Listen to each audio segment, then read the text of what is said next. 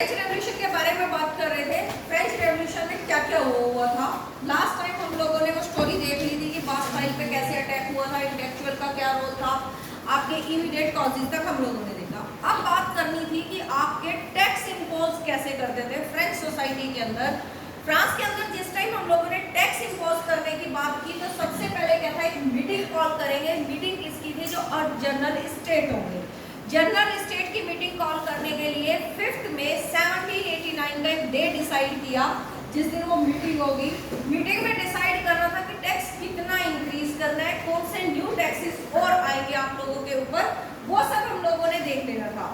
जिस टाइम आपकी मीटिंग आती है तो मीटिंग के लिए जो रिप्रेजेंटेटिव आए फर्स्ट सेकंड थर्ड स्टेट से, फर्स्ट स्टेट से जो रिप्रेजेंटेटिव आए वो 300 थे, सेकेंड स्टेट से जो है वो भी 300 थे। क्योंकि आपकी पॉपुलेशन कितनी थी? 2.7 मिलियन के अराउंड आपके पास क्या थी? पॉपुलेशन थी थर्ड स्टेट की। तो उन लोगों के रिप्रेजेंटेटिव आए 600 प्लस वो अपने साथ लेके आए 40,000 पीजेंट्स के लेटर। जो वो प्रॉब्लम फेस कर रहे थे आपके पीजेंट्स, वो सारे लेटर वो अपने साथ लेके आते हैं। मीटिंग डिसाइड थी 5 मई 1789। ऑलरेडी हम लोगों को पता है जिस टाइम उन लोगों के लिए कोई सीटिंग अरेंजमेंट नहीं मिलता, सीटिंग अरेंजमेंट नहीं मिलता, तब उन लोगों ने डिसाइड किया कि हमें पर पर्सन वोट दे दो। जैसे कि हम लोगों ने डेमोक्रेसी वाले चैप्टर में किया था, 1 पर्सन 1 वोट। तो उन्होंने डिमांड की कि जितने रिप्रेजेंटेटिव आए हैं, अब थर्ड स्टेट से रिप्रेजेंटेटिव कौन थे?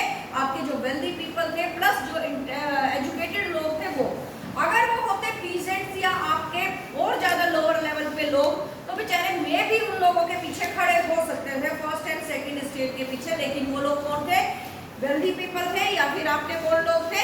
जो आपके एजुकेटेड क्लास थी। उन्होंने डिनाई किया, वोटिंग डिमांड की पर पर्सन पर वोट के लिए, क्योंकि ऑलरेडी जानते थे एमएसएसी और मिराबियो किसकी साइड थे? उन लोगों की साइड ऑलरेडी थे जो एक क्लर्जी से बिलोंग करता था, दूसरा नोबिलिटी से। अब उनकी वोट ज्यादा थी, बट किंग और आपके जो स्टेट रिप्रेजेंटेटिव थे, जनरल स्टेट रिप्रेजेंटेटिव थे फर्स्ट एंड सेकंड स्टेट के, उन्होंने डिनाई कर दिया। जिस टाइम वो डिनाई करते हैं तो उसके बाद उन लोगों ने अपने आप को थर्ड स्टेट में डिक्लेयर कर दिया। कौन? National assembly. कि आज से हम लोग नेशनल असेंबली है थर्ड स्टेट। और वो लोग गए अपना टेनिस कोर्ट के पास, टेनिस इंडोर टेनिस कोर्ट था, वहां पे जाके उन लोगों ने ऑफ ली। ऑफ किस चीज की? जब तक अपनी कंट्री का कॉन्स्टिट्यूशन हम लोग रेडी नहीं करेंगे तब तक ही अपनी नेशनल असेंबली को डिसमिस नहीं करेंगे। अब कुछ ऑब्जेक्टिव्स थे आपके इसके। सबसे पहले तो उनका मेन मोटिव था कंट्री के लिए कॉन्स्टिट्यूशन होगा। कॉन्स्टिट्यूशन से उन लोगों को क्या बेनिफिट था? अब आपकी मोनार्क की पावर लिमिटेड होगी और आपका पावर का डिवीजन किसमें होगा? लेजिस्लेचर, एग्जीक्यूटिव और जुडिशरी में। इसीलिए उन लोगों ने कॉन्स्टिट्यूशन की डिमांड की। 4 अगस्त 1789 में एक डिक्री पास कर दी। डिक्री में क्या किया उन लोगों ने? एक ऑर्डर पास किया। ऑर्डर में सबसे पहले उन लोगों ने बात की कि फेडरल सिस्टम जो है उसको एब्योलिश कर दो। फेडरल सिस्टम यानी जो आपकी बर्थ बेसिस पे लोगों को राइट मिले हुए हैं उनको भी एबॉलिश करो। सबसे मेन उन लोगों ने काम किया था नेशनल असेंबली ने, जो टीथे टैक्स था। टीथे टैक्स कौन आप लोगों से ले रहा था? क्लर्जी। तो टीथे टैक्स को एबॉलिश कर लिया। प्लस जो चर्चिज के पास लैंड थी, प्रॉपर्टी थी, उन सबको भी वापस वो लोग ले लेते हैं। अगर हम इकोनॉमिक कॉजेज की जिस टाइम बात कर रहे थे, इकोनॉमिक कॉजेज में आप लोगों ने देखा था डे बाय डे आपकी फ्रांस की पॉपुलेशन इंक्रीज हुई थी। इंक्रीज भी कौन सी? थर्ड स्टेट की जो पॉपुलेशन थी डे बाय डे इंक्रीज हुई थी। एक डाटा अपने पास आता है 1700 को जब हम लोगों ने देखा तो वो सिर्फ 2 करोड़ थी।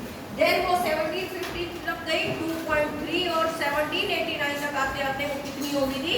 2.8 मिलियन आपके पास पॉपुलेशन थी, जो अप्रोक्स 30% इंक्रीज कर गई थी। साथ में आपके पास एक्सट्रीम विंटर थी। एक्सट्रीम विंटर की वजह से क्या थी? सारी जो क्रॉप्स थी वो स्पॉइल हुई। स्पॉइल होने की वजह से food prices day by day